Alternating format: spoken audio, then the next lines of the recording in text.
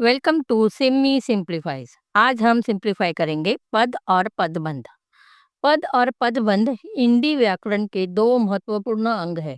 इन्हें समझने के लिए आइए पहले एक एक करके इन्हें देखते हैं। पहले हम बात करेंगे पद। जब कोई शब्द वाक्य में प्रयोग होता है तो वह शब्द न रहकर पद बन जाता है। व्याकरण के नियमों के अनुसार जब कोई शब्द लिंग, वचन, कारक और क्रिया से जुड़ता है तो वह पद कहलाता है। उदाहरण, लड़का एक शब्द है। जब हम इसे एक वाक्य में प्रयोग करते हैं तो यह पद बन जाता है। जैसे कि शब्द लड़का, अब इसका पद है लड़का पढ़ रहा है। यहाँ लड़का कर्ता के रूप में एक पद है। अब हम बात करेंगे पदबंध के बारे में। पदबंध जब एक से ज्यादा पद मिलकर एक इकाई का काम करते हैं और एक विशेष अर्थ प्रकट करते हैं तो उन्हें पदबंध कहते हैं। ये पद आपस में जुड़े होते हैं और वाक्य में किसी संज्ञा, सर्वनाम, विशेषण या क्रिया का काम करते हैं।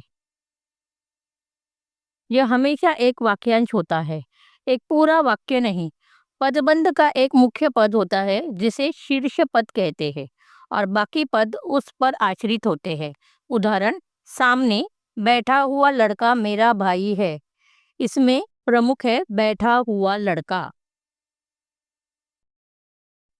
इस वाक्य में बैठा हुआ लड़का एक पदबंध है।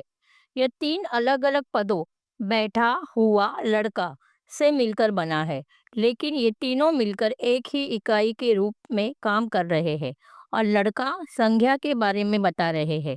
यहाँ लड़का शीर्ष पद है।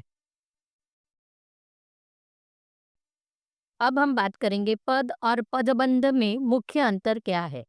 पद एक अकेला शब्द जो वाक्य में प्रयुक्त होता है। यह वाक्य में एक ही व्याकरणिक इकाई, संज्ञा, क्रिया आदि का काम करता है। उदाहरण, वह पढ़ रहा है। अब पदबंध, दोनों में क्या अंतर है? पदबंध दो या दो से ज्यादा पदों का समूह। यह वाक्य में मिलकर एक ही व्याकरणिक इकाई, संज्ञा, क्रिया आदि का काम करता है। उदाहरण, बहुत तेजी से दौड़ाता सॉरी बहुत तेजी से दौड़ता हुआ लड़का। यहाँ पर तेजी से दौड़ता हुआ पदबंध है। आशा करती हूँ आपको समझाए हुए पद आपको समझ आए होंगे। अगर आपको कोई भी डाउट्स हो तो आप हमें कमेंट में बता सकते हैं।